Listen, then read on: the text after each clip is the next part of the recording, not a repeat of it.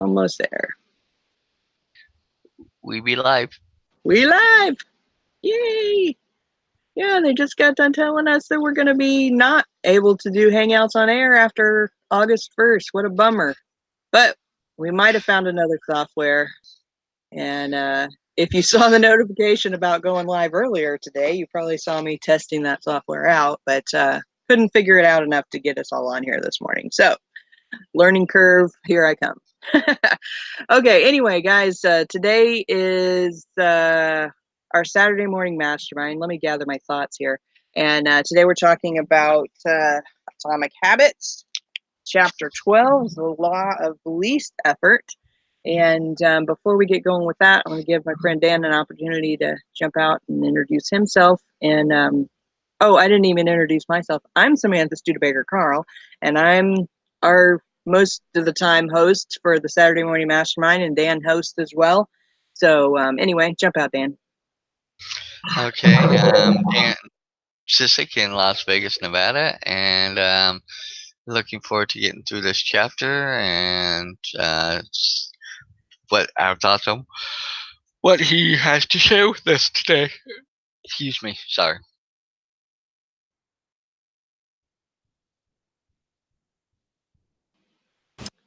Yeah, this chapter is kind of interesting, with this whole morning and the way that I'm going trying to get this other software to work. And, it's talking about the law of least effort. Did I lose you, Dan? What just happened? I did lose you. Oop, hang on a second. Oh, there he is. Must have lost the internet. Did you lose the internet there for a sec? No, I accidentally hit leave instead of I was trying to mute. And I got on the wrong little icon. Oops. I'm like, did I hit something? Did I eject you? Oh, well. Okay. So anyway, what I was starting to say is that, when I was trying out that other software, I'm like, I'm just going through and I'm hitting the things that are easy and the things that aren't so easy. I'm like, well, let me skip over that and move on to this and figure this out. And, it kind of correlates with this chapter because he's talking about the law of least effort and that we tend to gravitate towards the things that are easy. Things that are harder, it's like friction in the way of doing something. And of course, in the way of habits, when he's talking about that, he's saying, the more obstacles there are between you and your new habit, the less likely you are to want to participate in that habit. And the more obstacles you remove from it, then the easier it is for you. And he kind of gave an example of if you were wanting to, start going to the gym and you picked a gym that's 5 miles out of your way, you're less likely to go to that than you are if it's something that's on your way to work or on your way home from work. And I'm like, I completely get that. I mean, it's always the law of least effort, when it comes to just about everything. The more difficult it is, the more we want to kind of just, turn our head the other way and pretend like it's not really there. Or, and we can look at this in all kinds of different aspects, whether we're talking about relationships or whether we're talking about a route to work, whether we're talking about, what's in our refrigerator. I come home at the end of a work day and I'm hungry and I'm sitting there looking in the refrigerator going, oh, what do I want to eat? And I'm inevitably, it's either A, I'm like, screw it. I just don't even feel like messing with it because it's, I got to cook something or whatever. Or I just pick out the easiest thing. Oh, here's an apple. I can eat it like right now. And of course, if I had a bunch of junk stuff that's even easier, I'd be doing that. And I can tell you that, we eat out a lot more than what I would probably like to as far as our financial side goes. And it's because it's easy. It's just easier. You get done at work, you're tired, you're everything, and you're like, I don't feel like going home and trying to figure out what to make and I'm not even super hungry, but yet because we're going out, because we're on the way home and I just don't feel like messing with it when I get home, I go out to eat. And because it's easy, right? So those are kind of some of my thoughts that came up when I was reading this chapter about the law of least effort. And of course, he goes in and tells us some ideas on how to help create habits. But I want you to jump out and share some of your thoughts when you first read this chapter. Well, when I read this, I was like, kind of the part that jumped out at me was how he explained how farmers and stuff, how, you know, and to me, this is in my mind, my weird mind, the way, you know, he said that the countries that were wide, you know, were seemed to have the farming was better and easier because they didn't really have a lot of zone changes and have to worry about, you know, what type of, food they could grow in those areas. But on the long and thin ones, so like he was talking about Europe and Asia, how they're kind of Eurasia and all that's all kind of one big, massive, continent, and how across its swath, it had areas where it was easier to plant, and so those farmers had easier time of growing their products compared to here in like America or South America and stuff where we're more elongated. So if you went too far north or too far south, you had to learn and figure out what different products could grow and stuff like that, and were the staples in that climate and stuff. So it made it harder, and so therefore that agriculture area took off more compared to here in the US. And then for me, like I just posted in the chat when you were talking about how eating is that is so me. Yeah, it's just me. I do have a roommate and he has a daughter, but he will cook for him and his daughter. And for me, a lot of times I come home and I'm hungry, and I will definitely do the same thing you do. I look in the fridge and I'm wanting the easiest thing because I love to cook, but I like to cook when I have other people around and a reason to cook. For me, it's just kind of like too much energy. I've already expensed 20 million tons of energy at work. I don't want to expend any more energy. I just want to, you know, come in and, just be a blob, so to speak. So in that sense, I'm like that too, and times when I really shouldn't spend this money, but it's like, I'll just go and grab a Subway at the, Subway or Carl's Jr.'s or something. And so when I posted in chat, I said, fast food has ruined us from eating the way we used to eat. Because growing up, a lot of times, even then, growing up, even though we had some fast food, my grandmother would fix food a lot. My mom, my real mom, and real father, stepdad didn't do so much, but my grandmother did on a pretty regular basis. We also went out too, but I remember, and I loved, her cooking. And then growing up, here, my mom, when I was younger and in junior high and high school, she cooked a lot of times, even after getting off work and coming home. She would still cook dinners for us, and and they were a lot healthier, a lot more rounded, a lot better compared to when we go to eat fast food and stuff. And that they're saying, that processed foods not as good for us as regular, so I think that's another part of it, how to look at it.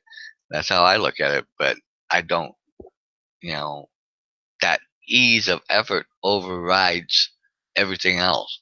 Even though in my mind, I'm like, if I were to really take the time to go shopping, get what I need, plan out, foods and kind of prepare, make it a little simpler and stuff.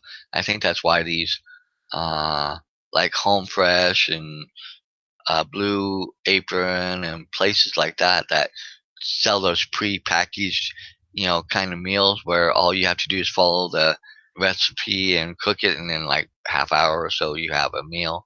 Are so started to gain popularity because people are wanting to get away from that, but not have to go through all the effort of the prep either. So that's kind of what I got out of that. Yeah, and I was thinking about that after I read your comment there about fast food, and I have noticed that more restaurants are popping up that have a little bit better quality stuff, but they're not everywhere. But I'm like, if they just had like little fast food restaurants that serve good salads, and like grilled chicken to go on them or whatever, just little stuff like that, I'd probably be going there more too. And but the other aspect of it that, I was kind of thinking about is, of course, when we go out to eat and you're paying for that food, it's like you feel more obligated to eat all of it too. Even if it's a large portion, you're kind of like, oh, okay, well, I paid for this. I don't want to just throw it away, and depending on what it is, if I take it home, it's probably not going to be that great tomorrow. But I'm kind of like, it's almost like, well, I wish they would make the portion smaller and charge us a little bit less, and then I probably would eat out every day, which I'm not saying I want to do that, but it's the easy thing to do. If you've been working all day and you're just like, I do not want to go home and have to work on that too, when at home I have other stuff I need to work on. So anyway, it was on here he was talking about, with this example of the agriculture. It says uh it's talking about the third law of behavior change, which is make it easy. And he says conventional wisdom holds that motivation is the key to habit change. Maybe if you really wanted it, you'd actually do it. But the truth is, our real motivation is to be lazy and do what is convenient. And despite what the latest productivity bestseller will tell you, this is a smart strategy, not a dumb one. And he goes on to talk about how energy is precious and the brain is wired to conserve it whenever possible. And human nature is to follow the law of least effort. And so then he goes on and he's like, oh, okay. He says, in a sense, every habit is just an obstacle to getting what you really want. Since he's talking about, whatever habit it is you want to change, obviously you want something out of that. And he says, dieting is an obstacle to getting fit. Meditation is an obstacle to feeling calm. Journaling might be an obstacle to thinking clearly. You don't actually want the habit itself. What you really want is the outcome the habit delivers. The greater the obstacle, that is, the more difficult the habit, the more friction there is between you and your desired end state. This is why it's crucial to make your habits so easy that you'll do them even when you don't feel like it. If you can make your good habits more convenient, you'll be more likely to follow through on them. And of course, then he goes on. It's like on the diet aspect. He talks about like what you were saying, Dan, about get buying all your stuff and then pre-preparing it, on the weekend so that it's easily ready for you the rest of the week. And and I feel like that is true in a lot of ways. One of the things that I do with my lunch is I always take my lunch with me, and I always take exactly the same thing, with the exception of one thing that I sometimes will change out, and and that makes it so I don't have to think about it, and it's just already there, and that's what I eat, and that's all there is to it. Now, when it comes to dinner, on the other hand, it's just I don't know. There's like this thing in my head. I'm at home. I have all these options. It's too many options, right? I have to think about it. That makes it, that one step further of difficulty.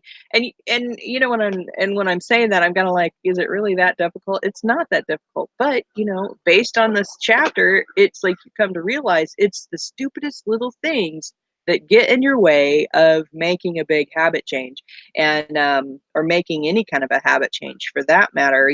One of the things that I've talked about on some of these previous ones is the fact that I'm working on exercising more, riding my exercise bike and doing qigong in the morning. And but this whole the law of least effort thing gets in my way a lot more than I'd like for it to, because I'm like, I just really want to relax this morning. I just want to sit and drink my coffee and relax. And even though I've got everything set up to be really easy, sometimes, there's mornings where I'm just like, ugh, I just don't even feel like it. And not entirely sure how to overcome that, to just put it in motion and be like, make it so simple it's easier than not doing anything, but I don't think that's possible, so I'm just doing the best I can with that. um, One other I thing was that kind gonna of popped in. say, Oh yeah, jump out, because I almost lost my train of thought anyway, so I'll come back to it. well, I was gonna say something, and this kind of ties in a weird way because I saw on like AOL or on my phone or something, I have notifications, and one of these things was it was talking about a psychotherapist or something to that says that they're millennial therapists and have been for the last 5 years, and one of the biggest things that millennials talk about is afraid of measuring up and afraid of things like that. But part of that that's comprised in that is they have too many options. They have so many options of how to And I think that's something else we've done to ourselves is like now, you even in your downtime trying to make a decision, to do something. They say it takes the average person 7 minutes to decide what they're going to watch on Netflix because they have so many options. And I can remember back in the day when we had basically three regular TV channels and the public TV channel, you know, and you kind of got your shows picked out. You knew what you were going to watch, and week from week, you hung on, watched what you watched, and you waited for the next week for the next episode and stuff. So in that sense, it made it easier because you had lesser choices, and therefore you knew and you could plan your, like I said, going back to the meal planning, you kind of could plan and know how your evening might go and stuff, and you could work things around your life if you had homework to do, like me in school. My mom would say, "Well, you have to have your homework done before we could watch TV or watch certain things." So we would get, but we knew there were certain shows that we really wanted to watch. So, Tuesday nights we made sure we got all this done because we really wanted to, or something like that. And nowadays, with the plethora of cable, all Netflix, Hulu, and then you go into grocery stores and it's a wonder, because I think we talked about this before in some of our other, books and stuff, where people coming over from other countries are just in awe of our grocery stores at the variety of things that they, could eat from. And they're used to basically using certain staples, maybe changing things up a little bit, but using certain staples that, are their day to day life. And we sit there and go around in circles around the store trying to decide, well, do I really want that? Do I really want that? Or, things like that if we don't make a shopping list. And I think that's another thing that's been a thing that has caused us to be filled up with so many distractions rather than get into doing the things we want to do as the habits and the things and how to, you know, get back to focus on what we want to do.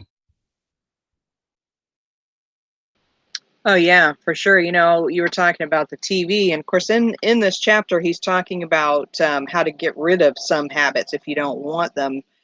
For instance, if you feel like you're watching too much, too much TV, is to make it harder to watch TV. Like, put a parameter of, okay, unless I know exactly what I'm going to turn on to the TV right now, is I can't turn a TV on until I choose the show ahead of time. And of course, that could cause you to scroll through your phone mindlessly too, trying to figure out what to watch on TV. But then I don't know. I think that if you just automatically are like, okay, I'm not going to turn it on, I'm not going to mess with it unless I can think of something specific to turn on, and then look for that as soon as I turn the TV on. I completely get that because I'm so tired of scrolling through TV to find something halfway decent to watch because there's so much crap on there. And but yet at the same time, I'm like, uh, you know, what am I going to do for my whole evening? Because, during the day, I'm working all day. And then I have certain times of the day where I'm like, okay, I'm reading books to better myself. I listen to audios to better myself while I'm driving. And, and so it's kind of like I just want some downtime, some mindless downtime before I go to bed, and usually that's TV. And but now I'm like I can't even watch half the crap on there because I feel like it's making me more it's making me stupider. See, that's not even proper grammar, you know. But it's like it just boggles my mind some of the crap that's on TV. I feel like it's melting my brain, and I wish that there was something more intelligent to watch. But anyway, I'll let me get out of that topic. Okay. So then he's also talking about in as far as like making things more difficult if you're trying to break a bad habit. So if like, if you like to eat sweets or you like to eat chips or whatever it is to put those things in a and a harder to reach location, if you can't stop yourself from buying them, is to, when you bring them home, put them someplace where, it's harder to, you don't notice them right away, or they're just harder to get to. And for me, I'm not very tall. I'm only like 5'1", and sometimes my husband will buy stuff like Pop Tarts. He just bought Pop Tarts the other day, and I'm like, you better put those up where short people can't reach them. You know, and so we put them all the way up on top of the cabinet, and they're kind of out of sight too. And that happens when we get Oreos, because I love Oreos. If I get Oreos out, I'll eat a whole row of them. And I'm like, so I have to put them someplace where they're hard to get to. And most of the time I'm good about just not buying them in the first place, but sometimes I'm at the store and I'm like, "Ooh, they're on sale. I got to get them, the double stuffed Oreos." And but then when I bring them home, I'm like, "Here, I'm going to hide them behind my crock pot, in the cabinet, in the back, where I won't see them all the time, and so I won't be triggered to want to eat them unless I'm just really, really wanting something sweet." And I'm like, "Ooh, we still have Oreos." And so they'll end up lasting for a really long time too. But so he was talking about that, and then he was talking about the TV, and he made the suggestion of, if you want to exercise, like if you're trying to improve habits or create new habits, like if you want to go to the gym, or you want to exercise or whatever, is to set out your work clothes and your gym bag and your water bottle and have it all ready, so that it's easy to do in the morning, so you don't have to think about it. You don't have to stand there and go, what do I want to wear, or what do I want to pack, or do I need to put this, or did I put a towel, or whatever. It's all ready to go. And I would even go to the next step and be like, okay, put your clothes out there, but have your gym bag already be in the car. But for me, I have to set my stuff out in the morning, so that I have my work clothes set here, and I have my get on my bicycle clothes set here. So as soon as I get out of bed, as I put my bicycle clothes on, or my exercise bike clothes, out of my PJs, and then put those on. So then when I go, I make the coffee, I do my qigong, and I go ride my bike, and then I go in and I change into my work clothes. So just those couple of little things does help me, and so I can see how those can make a difference. And I don't know, is there other ones that he suggested? He's talking about making it harder to watch TV, if that's a thing for you. And oh, like Well, your phone. I Talking about your phone. Go ahead, Dan. well, I had one, something that jumped out at me, and I forgot about it until I just kind of read over it. And it says, imagine you're holding a garden hose that is bent in the middle. Some water can flow through, but not very much. If you want to increase the rate at which water passes through, you have two options. First option is to crank up the valve and force more water to go out. Second option is to simply remove the bend in the hose and let the water flow through naturally. And in my thought process is, how often, because we want to do the path of least, you know, resistance, we'll just go over and turn up the hose more to force more water through. But do we really get enough flowing through? Then we still have to take the time and go over and unbend the hose anyway. So to me, sometimes, we I think we purposely sabotage ourselves sometimes in doing things, just so we can say, "Oh, it was too hard and I really didn't want to do that." When in essence, we really wanted to do that. We just didn't want to go through all the actions and steps that, kind of like what we talked through. But that kind of stuck in my head, that um, sometimes you really have to go through the little bit harder to get to what you want. But once you build in that steps in those processes, along with making as many of the steps as easy as possible, the reminders or things like that, does become, and you realize that it was worth it in the long run. Kind of like with you with the cycling, I'm sure you've seen some results, and when you added the little video thing, I bet you that helped even more, you know, to continue for moving forward rather than inhibiting you and making you want to quit. Yeah, for sure. And one of the things that has happened to me in the past when it comes to exercise is I'll get kind of like, I don't know, in the mood, if you will, at a certain time of the year. Usually it's in the spring, as I'll start to have these feelings of, I just am feeling more energetic. I want to start exercising, etc. And I'll pick up whatever thing it is I want to do. And in the past, if say it's yoga or bicycling or walking or whatever, I would do it for like an hour and or 30 minutes or whatever. And and I noticed that comparing those times to this time is that doing it for those longer periods of time, of course, takes more time out of my schedule, but I lose the interest in it faster, or I feel like, oh, I just don't have that much time in my schedule. I can't do that. I would get those feelings with that. But with what I'm doing now, I spend 7 minutes ish, 5 to 7 or 8 minutes doing my Qigong while my coffee is brewing. And then I get on my exercise bike for 10 minutes. And when sometimes I'll write it for a couple extra minutes or whatever if I'm just feeling extra energetic.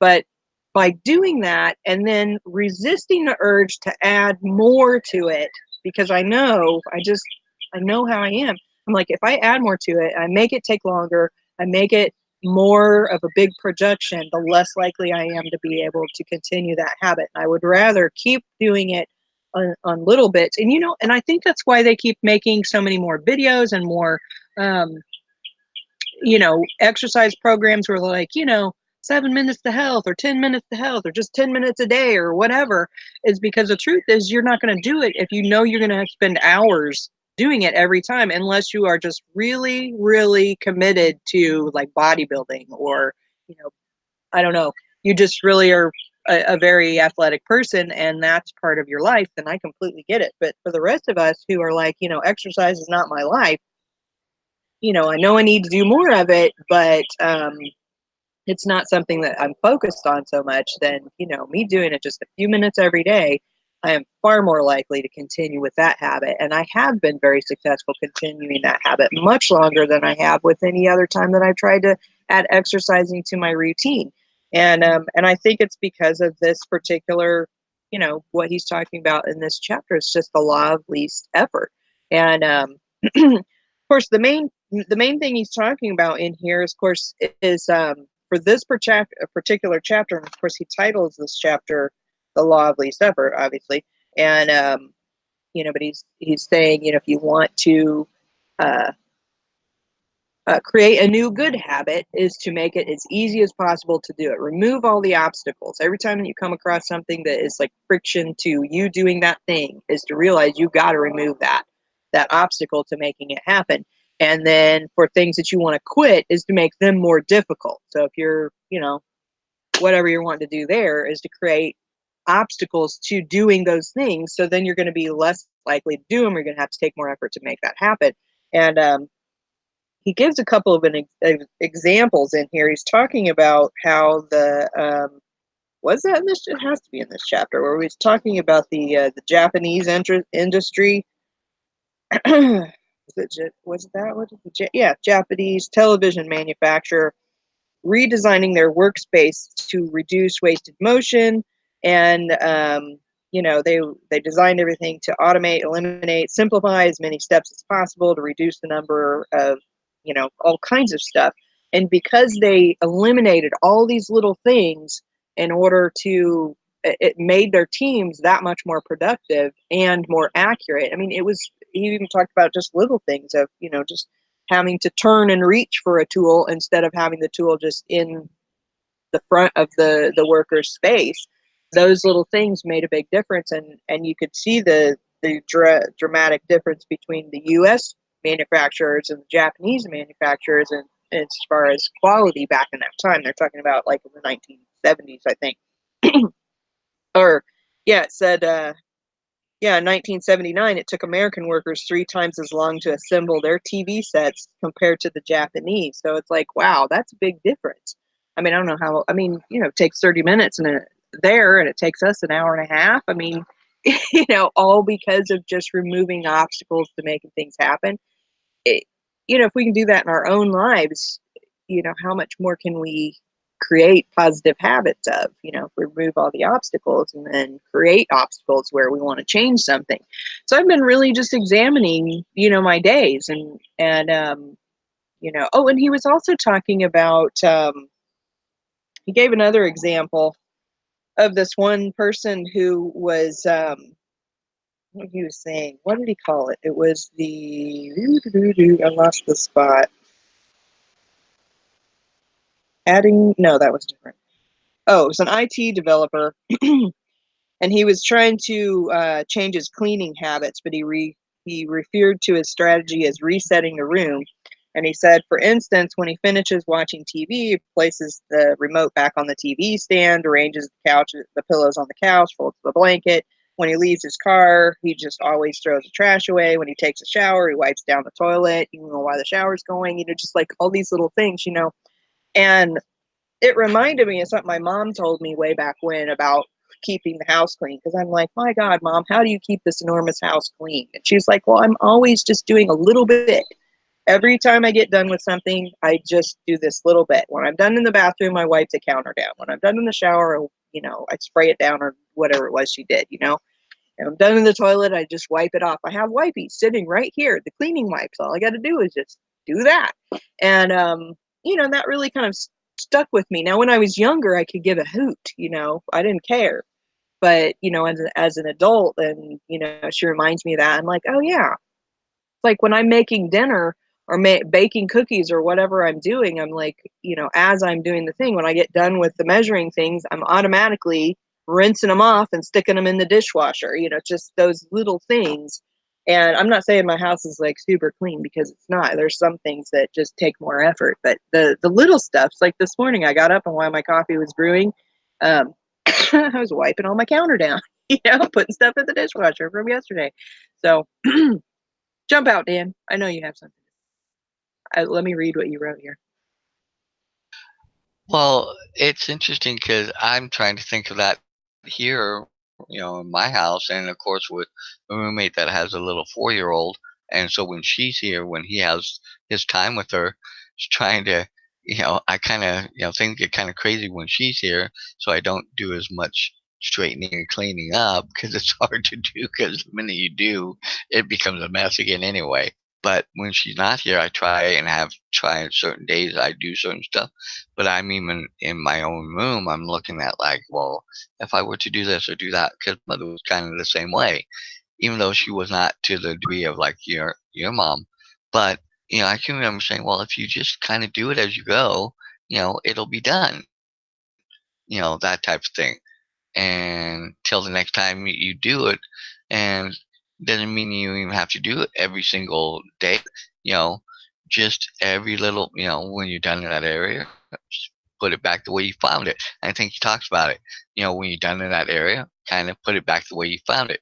Because like me, we're constantly losing the TV remotes, and I tend to put them in the same spot on this one little table in the living room, so I know where they're at. But half the time they go missing, and but I kind of get it. I understand, what he's saying there. Once you're done, just take that extra 2 or 3 minutes. That's all it takes, and that's micro, microsizing something that if you waited till it got to be this big, then you're like, oh, I really don't want to do that. Oh, I'll do it later type thing, which I do, because I look at it and I'm like, oh, that's just way too much to do all at once. But then I have to get in at one point and do it all at once to get it kind of back to where I want it. And rather than just keeping up with it, it becomes blah. So I get what he's saying here. I need to implement some of that.